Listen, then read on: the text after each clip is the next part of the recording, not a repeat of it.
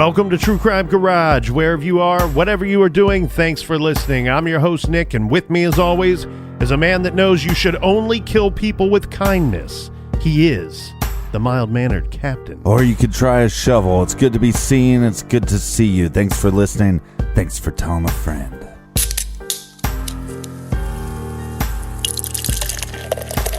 Tonight we are drinking Grinderpunch by the good men and women at the Soundgrowler Brewing Company in Tinley Park, Illinois. Garage grade, 4 out of 5 bottle caps. This West Coast Pale Ale is brewed with Pilsner and Munich malts. Add the Pacific Northwest hops and you have a beer that delivers a pungent aroma with a clean, crisp finish. Stings the nostrils. ABV 5.6%. And Grinderpunch was brought to us by all of you fantastic folks, and a special thanks to David in Bedford, Pennsylvania. And a big nice jib to Captain Tina in Ottawa, Canada. Here's a long distance cheers to Eli Shiva from Jerusalem, Israel. And filling up the fridge, we have Sarah in Pocahontas, Arkansas. And a shout out all the way to Tara, who is in Newcastle, Australia. And last but not least, a cheers to Joel in Caroline Springs, Australia. If you'd like to donate to the beer fund, go to truecrimegarage.com and click on the donate banner. And it's official, everybody. This is fantastic, wonderful, exciting stuff. Something we've been working very hard on. The captain especially hard on. Wow. Well, okay. Alrighty then. Awkward. But listen up. This is fantastic. I'm very proud of this. We've been trying to figure out a way for a long time to bring all of our back catalog to you, to everyone, for free. Yeah, and starting in May, that's going to be available to you on the Stitcher app. You can get every True Crime Garage episode from episode 1 all the way up to today. Yep. And it'll be free on the Stitcher app. Also, on Stitcher Premium, we have our new weekly show. It's kind of the behind-the-scenes show, update show. It's called Off the Record. So those will start in May as well. All right, let's gather around, grab a chair, grab a beer. Let's talk some true crime.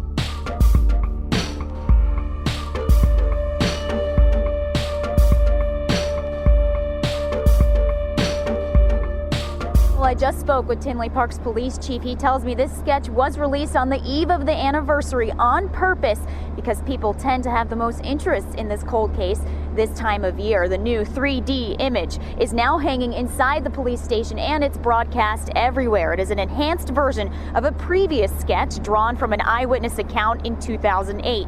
The new photo uses facial identification technology to make it more lifelike. Now, whoever that man is entered a Tinley Park Lane Bryant 10 years ago and announced a robbery. He ordered a group of women into a back room, tied them up with duct tape, and shot 5 of them dead. One of the victims dialed 911. Police released a snippet of that call years ago. 911 emergency. Lane Bryant. Hurry. Stay on the line.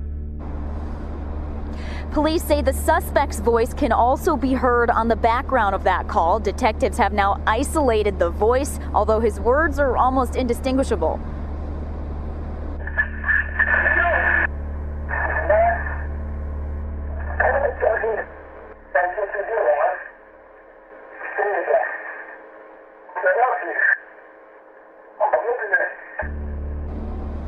Tinley Park's chief says 1 to 2 new tips come in on the case every week. They hope this sketch and voice recording will give them even more leads. Can you believe it's been 10 years? No, it's time goes by, but we've worked on it steadily for 10 years. Great. Continue to work on it. There's 5 women that need us to clear this up.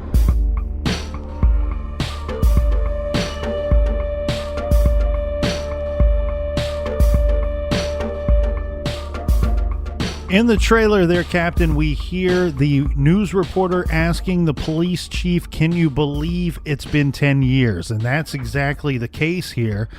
In 2008, 5 women were killed inside of the Lane Bryant store in what police would describe as a botched robbery or a robbery turned violent. Now, you hear the police chief there stating, no, we cannot believe that it's been 10 years. This is a case that they've worked very hard. They've spent millions of dollars trying to find the guy that shot these 5 women to death. Mm-hmm. We also still, 10 years later, they have a full-time officer working the case, as well as another officer that works the case part-time. Over the years, I've heard from this detective that there have been 3 times throughout the last 10 years where he believed that they were very close to solving the case, that they had a suspect. 3 times they had a suspect that they liked so much they thought that they were going to be able to provide the families with some justice finally after all these years. Yeah, or at least bring charges to these suspects. And today we know that they currently do not have any suspects or anyone that they have named publicly as a suspect in this case. Now, before we get into some things today, we got a lot to cover. We want to go through the 911 call. We want to go through some vehicles that were in the area at the time, some things that could lead us into some thoughts about our suspect here. But before we do so, Captain, I kind of wanted to highlight some pieces of the investigation along the way. So in the very early parts of the investigation, remember we said that police had one thing working in their advantage, and that was that a Tinley Park police officer was parked in a vehicle that was adjacent to the parking lot of the Lane Bryant at the time of the 911 call. Yeah, about 200 yards away. Yes, so this officer was on the scene within just a couple of minutes. Yeah, and a couple minutes after that, there's going to be multiple law enforcement that are going to be at the scene. Yeah, they're showing up and arriving to the area, multiple police departments. The Chicago PD helicopter was in the air shortly after the crime was discovered. So what's so weird here, Captain, is that we have this guy that he kills these women. He walks out of the store. We can see the huge police response that's going on in the area almost immediately afterwards. And yet somehow this guy is able to disappear as soon as he leaves the store. He's not highly noticeable. He gets away somehow. He's able to slip back into the fold or hide in the background. Well, but we do have on video camera 2 cars that left. Yes. One being an SUV, one being a sedan. Now, police investigated. They did investigate whether the killer had any connections to one of the victims, because as we had stated in the last episode, most robbers probably wouldn't hit a clothing store early in the morning and probably wouldn't stay 40 minutes like this guy did. For the first 51 days of the investigation, nearly 50 investigators worked to find the Lane Bryant killer. Together, they logged over 30,000 hours on the case. The cost of the investigation surpassed $400,000. This was just in the first 51 days. Another interesting thing here, Captain, when we talk about the pursuit of this man, the pursuit of the killer that fled, police even locked down stores in the area, including a Super Target, PetSmart, and Office Max, searching the area with guns drawn. This case it's been interesting to research in the sense that I know a guy that lives in the greater Chicago area. He's not in law enforcement, but he's familiar with law enforcement. And so he and I, over the past couple of weeks, have been trading a lot of emails back and forth about this case. And one thing that he told me was that his name, we'll call him Greg. I didn't get permission if I'm allowed to use his name. But anyway, one thing he told me was that his wife had been in a store that was just within a mile of the Lane Bryant store at the time of the killings. And she was at this place called Dinner by Design. And she was there with several friends of hers. And during this time, the Tinley police stormed in. They had their hands on their holsters. Some of them had guns drawn. And they locked the door behind them when they came in to search the business. Now, once the business was cleared, they told everybody what had happened and said that everybody needed to stay inside, and they locked the doors as they left the store and then went on to clear another store. So they were heavily in pursuit of this man with cars, helicopters, and on foot. Well, not only the immediate response was huge by law enforcement, but they've continued to work this heavily and use every technology that they can. Yeah, and they've allowed this to take them down some different avenues in pursuit of this person. They even used the IRS to do some background searches for them. They used NASA. They had NASA pull satellite images of vehicles that were in lots outside of the store within minutes of shots being fired. The Secret Service has helped with phone records. Foreign police agencies have run ballistics tests for this case. Illinois State Police have screened weapons that get turned in or brought back to see if they can match it to the handgun that was used by the killer. And I'm assuming that they probably ran the DNA as well. That's an interesting question, and do you want to get into that now? Because I know you're kind of chomping at the bit to get at that. I tell you what. Let me wrap this up real quick so I don't forget something. Mm-hmm. Okay, I just wanted to mention that in this year alone, to show you the activity involved in the community here, is that just this year alone they have received 87 leads that were called in. And over the course of the 10 years, they have investigated and received more than 7,000 leads total since the murders. So investigators have gone as far as London to check new fingerprint technology on the shell casings that were found that day. And the Village, Tinley Park, has spent nearly $2 million on this investigation. So the detectives have continued to filter through these leads up to this day. They're going to continue to do so. Mm-hmm. They've categorized and logged all these leads, and they've investigated them all. So a huge effort, as you had stated. Now, regarding the DNA, this is a big point of contention for me. And it doesn't seem to be a point of contention for anybody else when you start looking into this case. And what I mean by that is, I'm not convinced that either A, that they have DNA, or that they have good DNA. Right. And here's my thoughts on this. And okay, so in doing research for this case, one place that it led me, and I think you fell into this as well, was Reddit. There's a lot of discussion about this case on Reddit. Yeah. And I love Reddit, by the way. But it's, as far as a resource, it's not always the best investigative tool, because there's a lot of conversation on there. There's a big conversation on there that's a unique one and a good idea. A very good idea is that the reason why this case might not be solved is that all these years police have said that they're looking for a man. Yeah. Where in fact this might be a woman. Aha. Got him. Or her. Guy. Something. That's my gut feeling. That for whatever reason, before we even, researched this at all, for whatever reason, I was watching some report, some old news report, and I just went, I don't think it's a man. Well, and then my first response to that is, well, they have DNA. Right. And my first thought then would be, well, if they have DNA and they've said for 10 years that they're looking for a man, they wouldn't want to screw up their investigation. They need the public's help here. Right. They would not want to screw up their investigation and say that they're looking for a man when in fact it's a woman. That they would never do that. So that has led people to believe that they've tested the DNA that they had, and it's the evidence points to it being a man. Right, but maybe they don't have good enough DNA. That's where I question this whole thing. Yeah, or what if you have an eyewitness, right? That we have a surviving witness. And for the record, she's always said it's a man. Right. She believes it to be a man. Which I think we're calling her Martha. Yes. So Martha says, I believe that this guy, it was a man. Then they get the DNA back from under the fingernails, possibly, because we have fingernail clippings.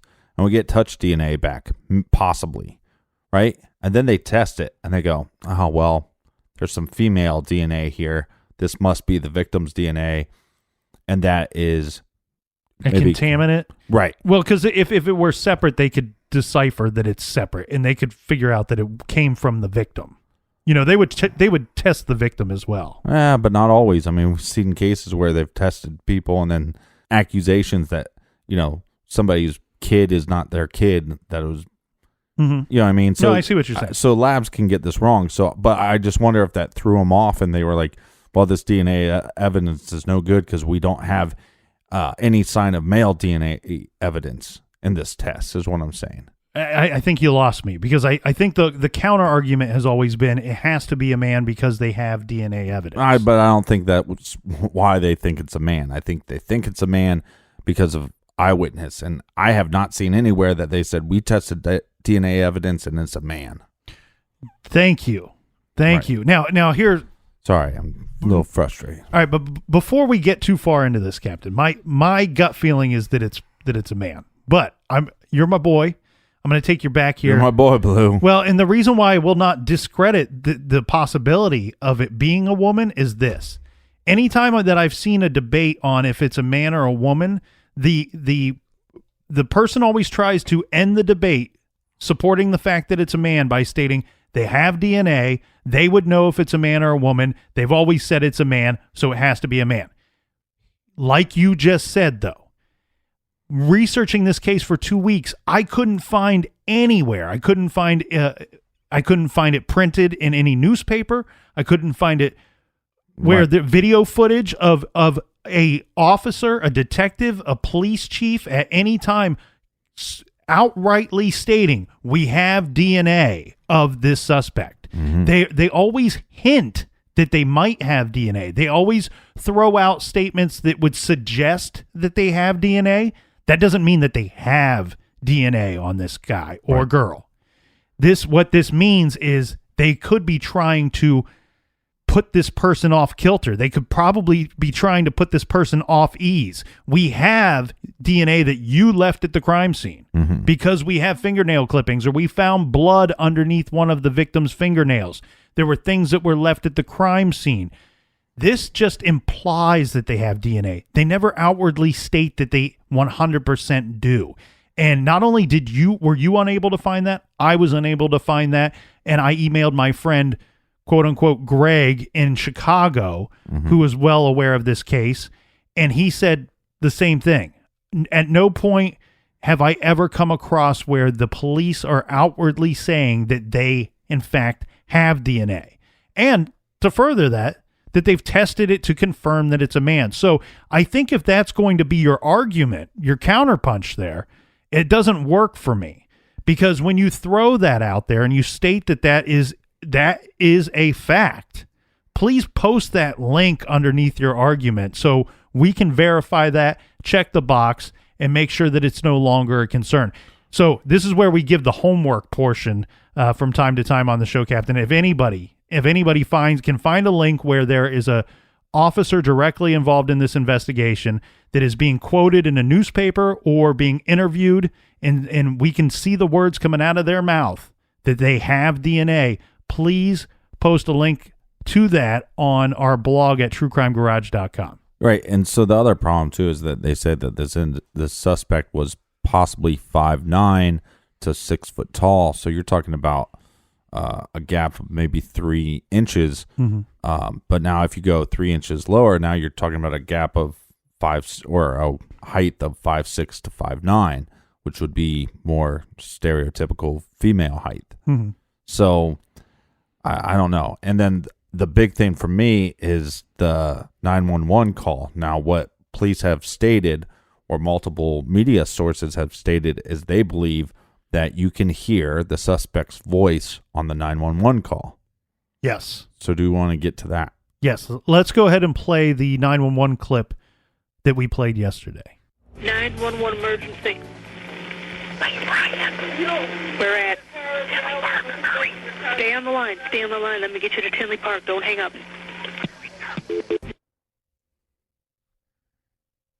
Captain, real quick here, I want to throw this out to the listeners. There's a toll-free number out there where you can call and you can hear a longer version of this 911 call, and they actually replay the portion that they believe to be the suspect, which is heard in the background. And on our clip that we just played, you can hear the suspect, or what we believe to be the suspect, a little bit in the background as well. Now, we didn't include this version on the show because, frankly, the audio that the captain just provided, that 911 clip that is shorter, the audio from that is much better than a lot of the stuff out there, even that what you will hear on this toll-free number. But the number for anybody out there that's interested, and this is also where you can provide tips too. And that's the key thing with this number here. The number is 866-853-6222. And that's a number that has been put up and paid for by the Tinley Park Police Department. Again, that number is 866-853-6222. You can call that and hear a longer version of the clip, and you could leave a tip there as well with your information. Now, let's talk about that 911 clip a little bit here, Captain, because there is a portion that they do not play in that clip that we played, and it's where you can hear what is believed to be the suspect talking before Rhoda hangs up the phone with 911. Mm-hmm. Now, what I did, because I had a lot of trouble trying to decipher what this suspect is saying. And so what I did was I got online and I did a bunch of hunting around, and I thought, you know what? Let's find the general consensus of others out there of what they believe that they are hearing. Mm-hmm. Now, mind you, this is very choppy. A lot of it's not full sentences, but some of the things that are believed to be being said by the suspect in the background is as follows. That after Rhoda is told not to hang up the phone, you hear the suspect going on about something. And it's believed that he, or she, I guess I should say, is possibly saying the following: relax, get over here. You're such a hero, right? Now, that "you're such a hero, right" is a one portion of the tape that is highly talked about, but the general consensus seems to be that the word hero is somewhere in there, because I've seen other versions that are very close to that says something like, "Don't be a hero, huh?" Or "You don't want to be a hero, right?" So something about a hero. It's also believed to be heard that he says, "You're going to die, you're lucky, and I'm losing it." Now, during the course, this is one thing that we are not hearing, and Tinley Park Police have been upfront about this. During the course of that suspect kind of rambling on, and it actually sounds like he is kind of directing the hostages or yelling directly at one of them in the background, there are responses from the victims that are in the room with him that the police have edited out before it was released to the public. Right. So there's more information on the original tape that they're not going to release. And I think probably for good reason.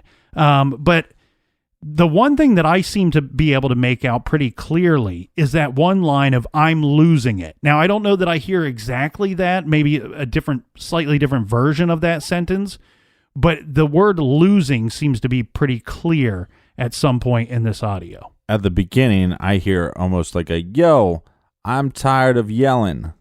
Yeah. So let's just play the clip one more time. 911 emergency. Lane Bryant. We're at Tinley Park. Hurry. Stay on the line. Stay on the line. Let me get you to Tinley Park. Don't hang up. Well, let me just loop the one part where you can clearly tell it's somebody else, like the third person, if you will, on the call, the suspect. We're at Tinley Park. Hurry. Stay on the line. Stay on the One more time. We're at Tinley Park. Hurry. Stay on the line. Stay on the Right, so if I have to mimic that, right, it's like, "Yo, I'm not dying, yo, no, no, no, no." Right? Well, what I hear is, and this is not a portion of the tape that we've analyzed. I don't know that others have tried to figure out what the suspect is saying there, because the whispering coming from the victim and the dispatcher are so prominent here. Right. I don't know that this has been... But it's not important, is what I'm saying. What's not important? What I'm saying is not that important on what the person in the background is saying. If this is the suspect, what I'm doing is just, "Yo, no, no, no, no, no, no." Right? That's my point on making it more of it's a woman's voice. It's a woman's range. I mean, you'd think if it was a man, it'd be like, yo, I'm tired of yelling. That's way down here. Mm-hmm. We're talking, you have to go up pretty high and the male register to hit what notes that they're saying. I mean, even when you speak, you're speaking in notes. Does that make sense? So that's what I'm saying. To me, it's like, it doesn't even matter what they're saying. It's like, I audibly hear if that is the suspect in the background and not a victim, because we do have, we have one victim on the phone, so we have 4 other victims that would be in the room. If they believe they're not talking and that is the suspect, to me, that's a female voice. Right.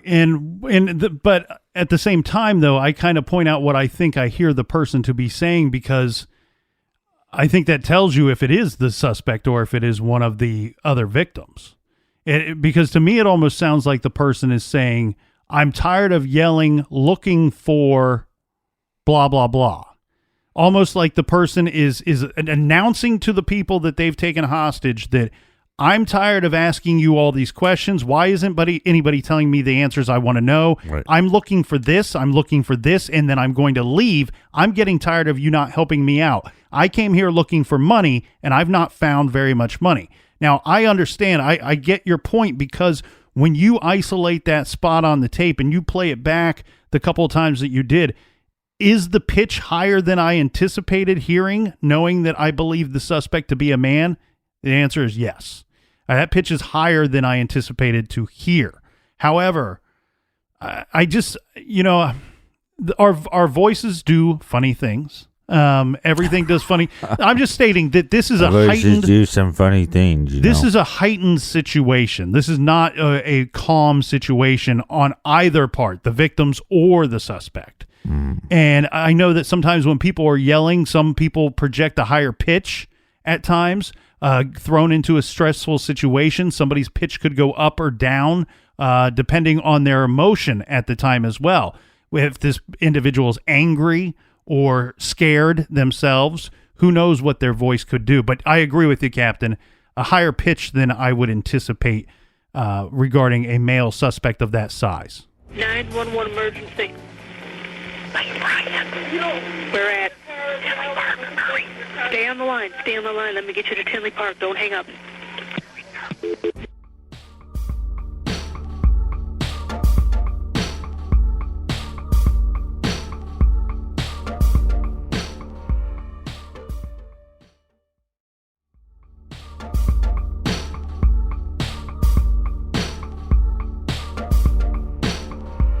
All right, we're back. Cheers. And you know what, Captain? I know I'm a few days early, but we won't have another show out before then, so happy birthday to you, my friend. Yeah, I'm officially old. It's the captain's birthday. Ahoy. Ahoy. All right, back to the case. You've been drinking too much. Well, I thought you were going to give me like a nice cheers back, and instead of nothing happened. It's not your birthday. You don't nothing get no happened, cheers. But usually somebody goes cheers, somebody else goes cheers, and then you move on. Okay. Surveillance footage. Now, one thing we've touched upon a little bit here, Captain, there were some surveillance footage, some video taken from the Target Superstore across the street. Now, it's estimated that these cameras, well, not estimated, it's reported that these cameras were roughly 100 yards away from what we're about to talk about. And this being 2 vehicles that were spotted in the lane in front of the Lane Bryant store that were leaving the parking lot around the same time as it's estimated that the suspect was leaving. Yeah, here's a couple problems with this. First of all, is the time correct on surveillance? Like in many cases that we've covered, there's been cameras, but the times weren't correct. Right. So that is one thing that we have to think about with this surveillance. Well, I think we can... I've seen the timestamps on the surveillance footage, and it is a little off of this mark a bit. But the report that I found that I find to be the most credible states that they believe that these vehicles were seen exiting or leaving those spots sometime between 10:46 and 10:49 a.m. So they'd be off. The time would be off on the on the actual tape. Correct, just slightly. By a few minutes. And I think the timestamp on the surveillance footage, if I remember correctly, is slightly ahead of that. It's running a little faster than that. But the way that they can kind of determine how accurate the time is we have within maybe minutes or seconds even, we have a general idea of what time the police officer is going to state that he arrived on the scene. So once they can confirm using the other surveillance footage what time these vehicles were seen leaving, they can compare that in comparison to when the officer arrived to see how close they can get to that time. Now, what are we seeing in the video? Well, first off, anybody out there that has seen this video will 100% back me up on this. This is some grainy footage that was taken from approximately 100 yards away. And police have even commented on this to the point of stating that, while this is helpful to the investigation, what it does not allow them to do because of the distance is read license plate numbers, or to possibly identify people that might be sitting inside these vehicles. But what it does show is a small black SUV and a black sedan. Now, both of these vehicles are at the Lane Bryant and then leaving around the time of the shooting. So the thought here is when police are asking the community for help, the first thing that they're going to ask is that the driver of these vehicles come forward. Right. If you were at Lane Bryant around this time and this is your car, come forward. We just want to talk to you, see if you saw anything. Even if you think it's nothing, we want to know what you know.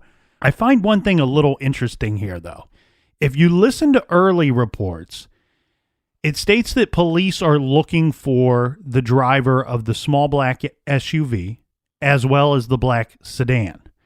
Then if you fast forward like months later, they seem to still be looking for the driver of the small black SUV, but we don't hear them outwardly asking for the driver of the black sedan to come forward. So I don't know if that means that person has come forward, identified themselves, told them what they know, and it's nothing, and they want their identity to remain anonymous.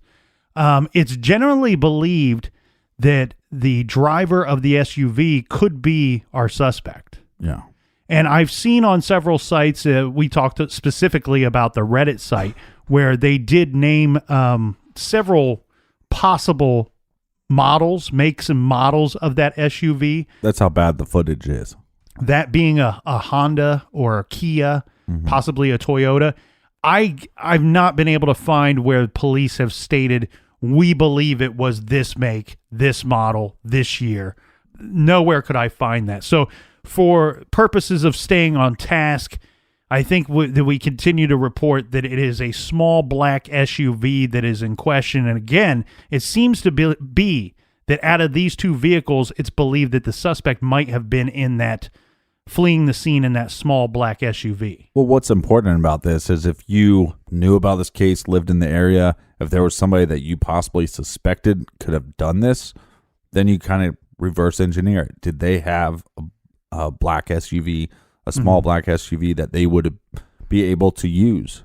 Now, one thing I also want to point out there that we heard in an earlier clip today that we used for today's trailer, the start of the show, was that you heard the reporter stating that 10 years, on the 10-year anniversary of this case, of the shooting at Lane Bryant and it being unsolved now for 10 years, that police released a 3D composite sketch of our suspect. And I like this, Captain, because to me, when I look at this 3D version, and if anybody out there is familiar with this case and hasn't done any internet sleuthing on it in a while, I beg you to get on your computers, on your tablet, and check some stuff out, because that 3D image is, one, it's very haunting. You almost feel like you're staring directly at the face of the person that did this. That's how detailed it looks to me.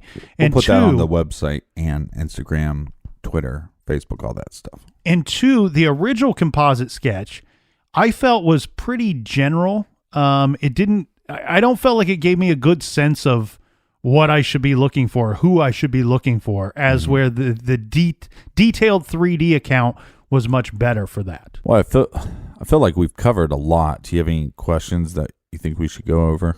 Well, that's a big part of the frustration regarding this case. Yes, Yeah. I do feel like we've covered a lot. I feel like we've answered some questions. However, I feel like there's a lot of questions out there. And again, I know we say this a lot. We sound like a broken record. We understand that the investigation has to hold some things back. I feel like there are a few items out there that could really help, especially after 10 years when you're really asking the public to come forward and help you out with this situation. Yeah, this sketch will help, but it would be nice if there was some other piece of information that they could give us. Well, and that's what I mean here. And I wonder if, what are they holding on to? Is what they've released, is that just the tip of the iceberg? I mean, they've released what they believe to be a 3D composite sketch of the suspect. Right. They've released video footage of a possible suspect vehicle. We've also heard snippets of the 911 call where you can kind of hear the suspect in the background shouting or yelling or communicating with the hostages. Right. Some things that I call into question here, though, is we get a nice, good description of what the suspect was wearing that day, even down to the point of the potential thought that there might have been some type of packaging tape or duct tape in the suspect's coat pocket. Mm-hmm. Possible that the suspect had manicured fingernails. But the weird thing here is we also hear that the suspect may have left behind a baseball cap. If that's the case, can we just say for sure if that happened? And two, can we see what that thing looked like? Now, what team was it? Right. Or well, actually, I say baseball cap as a general term. And I think it's been reported that way, but it could just be some kind of hat. Right. A baseball style hat. Right. So maybe no team on it, but could be a company, could be there's a lot of indicators on there that could help get you to the conclusion of the identity of this person. People can recognize an article of clothing just as well as they can a grainy surveillance footage of a vehicle or a possible composite sketch of the actual suspect. Was there in fact a hat that was left behind? If so, what does it look like? I would love if they would release pictures of that. The other item too, I wish that, forget the DNA. I'm going to get over the DNA. We don't need to know if they have DNA or not. They can handle that portion of it. But I think these things are a little more simpler I have. Glad you're going to let them handle that. I'm going to let that go. Right. But here's the other thing. The possibility that the suspect, remember we said that he was using the ruse of some type of delivery. Mm-hmm. And he had papers with him that were supposed to be a part of that delivery. Well, here's my guess. I'm guessing that these women that were at the store, these are not dumb ladies. There was something on those papers that guy had.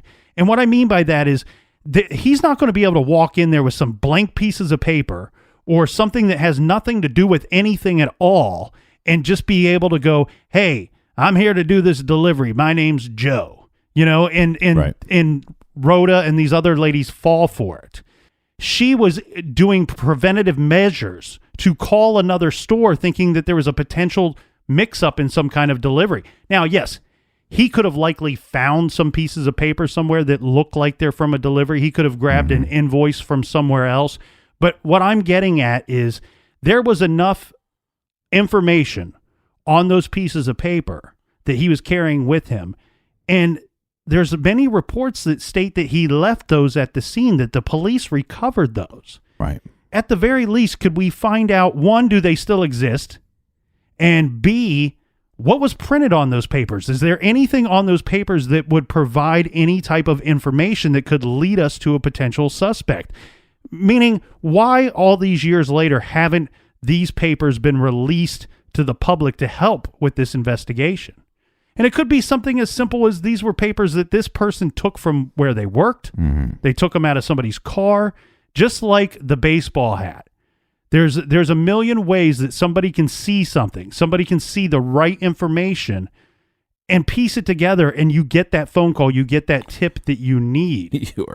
You're wearing me out, man. I'm wearing you out. You just you're so passionate. Well, here's the thing. We've seen plenty of cases where we're sitting there 15, 20, 25 years later, and they're like, oh, yeah, okay, we have this piece of information. We have this piece of evidence. We've been holding on to it since day one. Let us show you the general public this now and ask for your help about it now. Right. And at some point it gets to be too late. Right. I don't want to be sitting here 20 years from now and they're like, here's the papers, here's the ball cap. Tell us what you think. Yeah. So what do you think on this case? As far as a suspect goes, let me go through this one at a time here. I only got two things to go through. Yeah. Okay. So one before the other. But the first one is the case is very strange to me in the sense that it seems like a strange target unless this person was just looking for a few $100s. But to me, that would be like a smash and grab. That would be like, get in there, create as little chaos as possible, get your $200, $300, and then get the hell out of there. Mm-hmm. That's not what happened in this situation. For some reason, this person decided that they needed to take these individuals to the back room, what is reported as an employee break room in the back, which seems like a strange place to me. I thought with the ruse of the delivery that you're trying to work one of two angles. Either A, you're trying to get into the store before it opens up, where either you think that there's more money involved in the robbery, or where you won't have to encounter any customers. So if you're not using it to do that, and he was aware that the store was open, then the only other reason for using the ruse of a delivery is to maybe work your way into the back parts of the store, into the office of the store without causing a commotion out in the store front, on the floor, as they say. Mm-hmm. Maybe that's what he was using these papers for. But it seems like a strange target to me. It seems like a strange way to carry out a crime. The other thing, too, is if you worked your way back to the office using those papers, it sounds to me the additional customers came in later while this robbery was in progress. So he took time out from what he was doing to go and capture these two individuals, take them to the same location, and bind them as well. It sounds to me like we have a situation. I don't know why he was in that store for as long as he was. Yeah. The sexual, or why he would rob a store like that anyways. Well, and the sexual component to this is very weird as well. Now, I know it's not terribly uncommon for an offender to fondle one of the hostages or say weird sexual things to one of the hostages. I know it's not terribly uncommon, but it seems odd to me that this individual picked a Lane Bryant store where you might expect to find nothing but females there. Right. And then that sexual aspect occurred. If money was the thing, why aren't you just getting your money and getting the hell out of there? Yeah, it could be sexually motivated, and then the 911 call was placed. That spooked them. They had to get out of there. Or this person's incredibly unstable. Because it's that's what I think. It's either there's a sexual component to it, or this person got in there, didn't really know what they were doing, started losing control fast, or got angry because whatever or however much money they thought they would get, they didn't get. And they got angry at the hostages. And then, like you said, now they're already angered.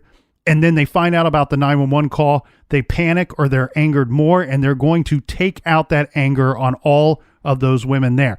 Now, my theories on who this person is, they're not super detailed, but my gut tells me that this person is not local to Tinley Park in any way. The 2010 demographics of the area, it would have been 88.8% Caucasian, 3.7% African American, and 3.9% Asian. So just playing the numbers there would tell me that this individual might not be local to the area. Plus, I also do not think that it's any coincidence that the Interstate 80 is right there by the scene, right by the store. Mm-hmm. He could have walked into any store that he wanted. He chose that store for a specific reason. I also believe that this was not the first time. This may be the only time this man was ever in this Lane Bryant store, meaning he didn't case the joint in advance for this robbery. And I have 2 points to this thought. One, The guy walks in, and it's thought that he was looking at the ceiling looking for cameras. And 2, the surviving witness who worked at the store, the majority of the time, the super majority of the time, the clientele is strictly female at this store, not male. And so it's possible that if this man had been in the store before, that he might have stood out in some form that may have been memorable to her. Right. And we don't have any evidence that she has seen this person before the day. So that's my only thoughts on it, that the guy probably wasn't local, and I do believe that was his first and only time in that store. All right. Is that your thought? You're done? That's as much as I have. Okay. Well, you keep saying he, and I'm going to keep saying she. I believe that this is a female. I believe that the surviving witness did not get a good enough look at this individual. I think maybe she heard this individual, and it was maybe more of a male tone to begin with, and so she's assuming she saw a man. That's just what my gut is telling me. That's also what my ears are telling me when I listen back. And if that is the suspect on that 911 call, to me, that sounds like a female. Why? I think it's more of a, super bikes type thing, where this individual, she went into this Lane Bryant at some point. She, had bad service, something. I don't think the motivation was to rob the store. Mm-hmm. I think the motivation was some type of revenge, and that's why let's gather up all these people and let's put them in the back and let's duct tape them. I don't know how long the person thought they were going to be in there for, but I think once that 911 call went out and she saw it, she killed all the people and then she left. And I think she left in the small black SUV. And most men, I would, maybe this is sexist on some level, but it's like most men will drive bigger SUVs. Women will drive smaller SUVs. So and the manicured fingernails, that makes sense.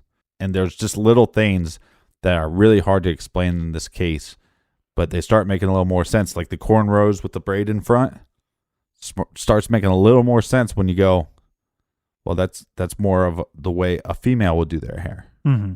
So that's just what my gut is telling me, and that's what my ears are telling me. And I think it was something like where the person felt wronged and they were going to prove a point, or they're going to kill people.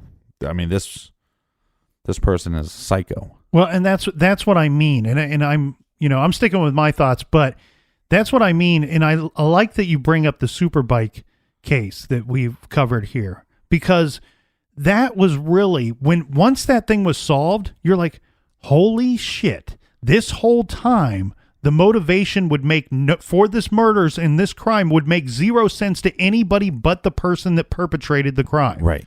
And the biggest problem I have with this Lane Bryant case is why, if they were there to rob, why did they stay in the store for so long? 40 minutes is a long time when you're trying to rob the store, especially. That's why the phone call from the manager to another store would be important to me, because if 25 minutes of that was this quote unquote delivery person just standing around waiting for information, right, then 40 minutes doesn't seem so long. But if that phone call happened within minutes of that individual walking into the store, this person stayed in the store for an incredibly long amount of time. Right. And furthermore, here's what you wonder on your part. If this was a revenge killing, or if this was for reasons we will never understand, then how long did this individual intend on staying in the store? Was it only the 911 call that stopped them from staying? Who's to say this person wouldn't have stayed in there as long as possible and kept picking off the individuals as they come in? Each customer comes in, they are quickly escorted to the back room. They're bound and they become another hostage. Mm-hmm. So I like where your thinking is. The other thing too with the surviving witness, it may have in a hyper panic situation like this, it may have simply been enough that if a female offender was wearing male clothing, right, that might have thrown her off, and she might fully believe that she saw a male when in fact it was a female. All right, so I guess I'm right. You're not right, but It's my birthday, so I'm right. no, I don't think you're wrong. I'm just not changing my opinion. But you're just not going to say I'm right. Here we go, Captain. So speaking of females, this week's recommended reading, we are recommending Hell's Princess, The Mystery of Belle Gunness, The Butcher of Men by Harold Schechter. And I've mentioned his name before on this fabulous show that we do. I've also recommended his books before. Harold Schechter is one hell of an author and one of the best researchers out there. So I recommend that you pick up Hell's Princess. This is the definitive rendering of one of the most brutal of all female serial killers. This book had me on the edge of my seat into the last page. So check out Harold Schechter's new book, Hell's Princess. And if you're ever looking for good true crime books to read, make sure you go to our website, truecrimegarage.com, because we do have the recommended page, and there's a list. Yes. And for everything true crime, check out truecrimegarage.com.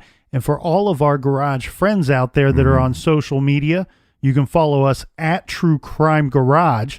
If you are following, make sure you wish the captain a very happy birthday. Oh, happy birthday to you, Colonel. Until next time, friends, be good, be kind, and don't litter.